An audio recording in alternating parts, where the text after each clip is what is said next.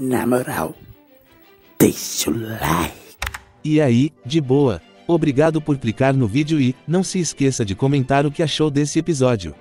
É isso e, dito isso, lá vamos eu, para mais um episódio de Jujutsu Kaisen. O episódio começa alguns segundos antes do encerramento do anterior. Satoru está no carro guiado por Ijishi enquanto a dupla segue para encontrar o diretor da escola de Tóquio.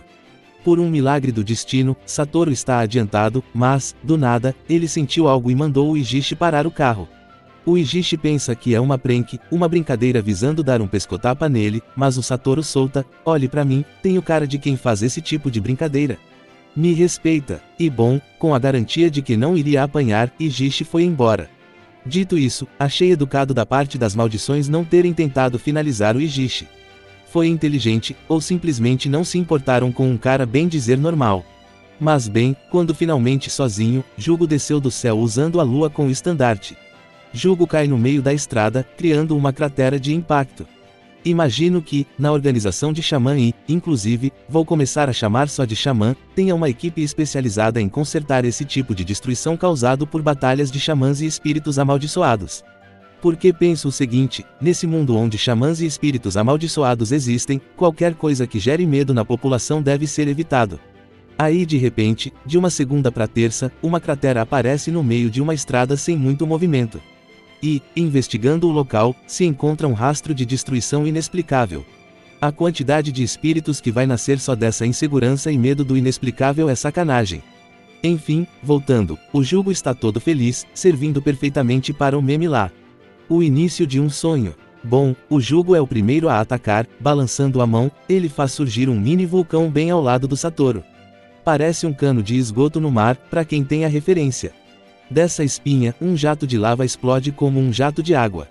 O poder da lava cria um rastro de destruição, principalmente na mata que contorna a estrada. O chão fica incandescente sem sobrar nem cinza das árvores. Um detalhe interessante é que a lava sumiu. Só a destruição fica, o que me diz, não é uma lava real, mas é tão destruidora quanto. Pois bem, Jugo fica satisfeito com o serviço, e dá uma zoada ao dizer que foi mais fraco do que ele imaginava. Mas, Satoru retruca: quem é o fraquinho, diz ele. Quando a fumaça abaixa, aparece uma bola de lava que vai sumindo e o Satoru vai surgindo no meio. Bem, Satoru faz uma avaliação sobre a pessoa na sua frente, e digo mais, vou adotar o termo que ele usa. Bom, Satoru destaca que apesar de ser um espírito amaldiçoado, o que faz mais sentido para mim que maldição, ele sabe falar muito bem. Além de pontuar a imensa energia amaldiçoada, o colocando como mais forte que o atual Sukuna com 3 dedos. De fato, o Geto avaliou como alguém que possui a força de 9 dedos. Satoru concluiu que na sua frente tem um espírito de nível especial não registrado, o que me fez pensar, então dá pra sentir a energia amaldiçoada do coleguinha. Deve existir alguma técnica de ocultação ou coisa do gênero, né? Nobara está faltando nas aulas então, apesar de que as escolas em Jujutsu são só pra dizer que tem. Bom, Satoru aproveita para brincar e diz que espíritos de nível especial não são comuns e quando um aparece para ele assim do nada, quebra suas pernas. Famoso, fazendo drama. Jugo pergunta se feriu o orgulho do Satoru, que responde, não.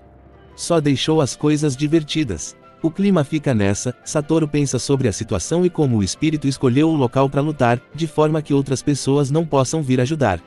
Enquanto Satoru pensa, Jugo libera bolas que saltam pelo vulcão em sua cabeça. Essas bolas, como pequenos tatus bola, revelam suas verdadeiras aparências, insetos do inferno. Bichinho com 3 pares de mãos humanoides, parte da cabeça, corpo e asas de inseto, um focinho de cachorro ou gato e uma boca com dentes humanos. E a primeira impressão é que a arma principal do inseto é um ferrão que tem no lugar do nariz. Jugo chama isso de Karekishu. Quero nem pensar como exatamente esse feitiço nasceu. Porque isso é um feitiço e ele nasceu com isso. Bom, ao dizer o nome do ataque como gatilho para que os insetos se lancem no alvo, os 7 voam como balas de fuzil disparadas no espaço de meio metro do alvo. Ao defender o ataque, levantando a mão, mantendo os dedos indicador e o do meio retos para cima, Satoru ergue uma barreira que mantém os insetos a mais ou menos 50 centímetros dele. Ele está muito curioso para entender o que o ataque faz, saber ajuda na hora de se defender. Então ele perguntou, e se me acerta, o que isso faz no meu rostinho lindo? A resposta vem com os insetos que de repente começam a fazer um barulho, como crianças, que só gritam sem um motivo específico. Satoru pensa que o ataque real é o barulho, mas no segundo seguinte, os insetos simplesmente explodem. Para efeito de comparação, bastava um desses para derrotar Itadori e todos os espíritos que ele derrotou até hoje. Nessa cena, uma coisa que me deixa levemente curioso é o motivo do Satoru ter desviado. Não é possível que a explosão tenha superado as defesas dele. Não me venha dar uma de maluco, que eu como é comida. Mas bem, Satoru desvia e comenta sobre o ataque ser em 2 etapas, som e explosão, diria que são em 3, mas tudo bem. Ele seguiu dizendo que é algo muito inteligente, o que me faz achar esquisito. O ataque dos insetos mutantes do capiroto do jugo possui 3 ataques, perfurante, som e explosão. Ao comentar só sobre o som e a explosão, e ainda chamar isso de inteligente, é esquisito. Onde está a inteligência nisso? Jugo simplesmente nasceu com esse feitiço, inteligente seria ele criar o feitiço pensando nesses 3 pontos. Até então, nem se sabe se existe essa possibilidade de criar feitiços. Enfim, a sequência da cena tem o Jugo subindo em uma armação de concreto que fica, usando o Satoru como referência, na esquerda. Nesse lugar, Jugo rapidamente alcança o Satoru e dá um tapa na cabeça do xamã. Ele produz um pilar de fogo, deixando a cabeça do Satoru em chamas. Do nada, o maluco virou o mulo sem cabeça. O espírito não para e faz um giro e fica atrás do Satoru, e acerta um tapa bem na coluna do cara, seguindo com um jato de magma roxo. Pesquisei e o nome disso é chamas de desastre. Inclusive, achei curioso porque tem um rebote, o jugo foi empurrado para trás ou estou maluco? Bom, depois de acertar 2 golpes seguidos, Jugo achou que tinha vencido. Ele faz uma analogia sobre como queria espiar um pouco da força do Satoru, mas no final a força dele não era nada demais. Como os outros, outro humano frágil. Jugo segue dizendo que Satoru não estava vivendo a verdade, o que lhe dá nojo. Ele sai andando enquanto diz, vou espalhar a força real, a verdade através da morte. Mas, Satoru o interrompeu dizendo, já disse pra parar com essa porra de fraco. Na hora, o Jugo fechou o caneco que nem sei se ele tem.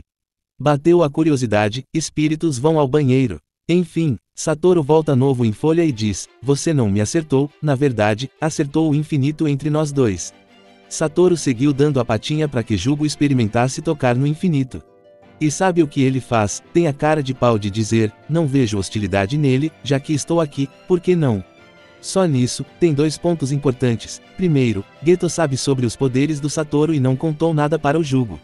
O que, se sou o Jugo, já ficaria desconfiado.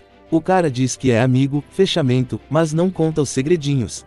Também é um momento shounen. Igual ao Itadori decidindo algo importante da vida dele, lutando contra um ser milenar conhecido como o Rei das Maldições, porque a autora não sabia como trazer o Itadori de volta sem ele exigir nada do Sukuna e aceitando todas as demandas do espírito. Já aqui, ela precisa mostrar com clareza os poderes do Satoru e a melhor forma é fazer o Jugo esquecer que seres humanos são falsos, dizem uma coisa, mas sentem outra. A não ser que ele nasceu uma semana atrás, aí tudo bem. Dito isso, Jugo tenta tocar na mão do Satoru, mas não consegue. Satoru explica que isso é o infinito, uma zona que envolve o seu corpo, criando um espaço como se fosse uma areia movediça muito densa. Ao ponto que entrar é extremamente difícil por ser lento, quanto mais se avança, mais lento você fica, mas não para por aí, uma vez dentro do espaço, sair também é extremamente lento. E Jugo acaba nessa situação, preso nesse espaço. Satoru se aproveita e segura a mão do espírito que fica indefeso. O xamã seguiu dando vários tapas na região da barriga que fez o espírito cuspir sangue roxo. Devo dizer que gosto desse imaginário onde a pessoa toma um tapa na barriga e cospe sangue no lugar do almoço. Bem, Satoru chuta o Jugo para longe e apresenta outro feitiço, reversão do feitiço, vermelho. Ele cria uma bola vermelha que explode lançando o Jugo longe. O feitiço vermelho, até onde me lembro, empurra. É como uma bola de canhão super ultra incrível. Dito isso, o Jugo vai para o baralho. Ele até tenta revidar, mas o resultado ainda é ele apanhando e sendo chutado para um lago. Nesse momento, o Satoru pensa em algo. O Jugo também, ele lembra do Geto dizendo, você vai de caixa. Ainda assim, Jugo revela que tudo bem, se ele usar o seu domínio, acertar não será um problema. Quando ele percebe que Satoru não está em lugar nenhum, o Satoru chega com o Itadori, carregando o pivete como se fosse um gato confuso. Então voltamos um pouco no tempo. Satoru aparece no esconderijo e nota que o Itadori melhorou muito nos últimos minutos. Ele até chama de repente, só para ver se o Itadori perde a concentração, mas o boneco se mantém dormindo. Satoru explica que veio buscar Itadori para uma aula extra. Nessa aula, ele pretende ensinar sobre o ápice das batalhas de xamãs, a expansão de domínio. Dito isso, voltamos para o lago. Jugo percebe que Geto estava certo e lembra sobre o plano do cara. Depois ele faz uma suposição ousada ao imaginar que o Satoru tinha percebido o plano deles. Uma suposição completamente maluca. Aí ele começa uma conversa muito esquisita, falando que Satoru trouxe o pivete para servir de escudo, que é tolice trazer alguém que vai prejudicar na luta. Porque um espírito está preocupado com o bem-estar de um ser humano. O golpe está aí, cai quem quer, né? De qualquer forma, Satoru decide humilhar e diz: relaxa Brasinha, você é fraco para começar. Aí o Jugo perdeu a discussão na hora, ele simplesmente explodiu quase que literalmente de raiva. Itadori, que não tinha nada a ver, só conseguiu pensar: se esse cara é fraco, o que eu sou? A cena segue com o Jugo lançando sua expansão de domínio, chamada de Gaikan Tekisen. A dupla é levada para o que parece ser o interior de um vulcão, com muita lava correndo como rios.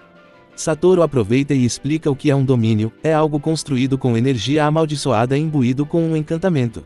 Ele explica que o domínio inato no reformatório era incompleto por não possuir um encantamento. Caso contrário, ninguém teria sobrevivido. E digo mais, gostaria que a criação de um domínio fosse mais detalhada.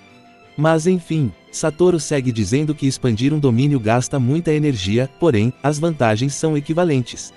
O domínio fortalece os feitiços do usuário e, além disso, as técnicas imbuídas no domínio sempre acertam. Enquanto ele explica isso, Jugo está desacreditado. Normalmente as pessoas já teriam virado cinza só de entrar no domínio. Satoru continua explicando, agora ele explica como se defender dentro do domínio, isso é usando um feitiço de poder semelhante ao ataque inimigo. Também tem a opção, mas ele não recomenda, além de ser quase impossível fugir de um domínio. Enquanto Satoru dá aula, Jugo repensa suas decisões das últimas horas. Ele diz que decidiu enfrentar o Satoru na maior parte para fazer graça, ele não achava que se importaria por ser incapaz de encaixotar o Satoru. Mas, depois de ser esmagado, o orgulho do Jugo foi ferido, como um verdadeiro humano, isso é inaceitável. Espero que esse orgulho seja de comer. Bom, depois da palestra, Satoru traz a melhor solução para lidar com uma expansão de domínio e isso é, expandindo seu próprio domínio.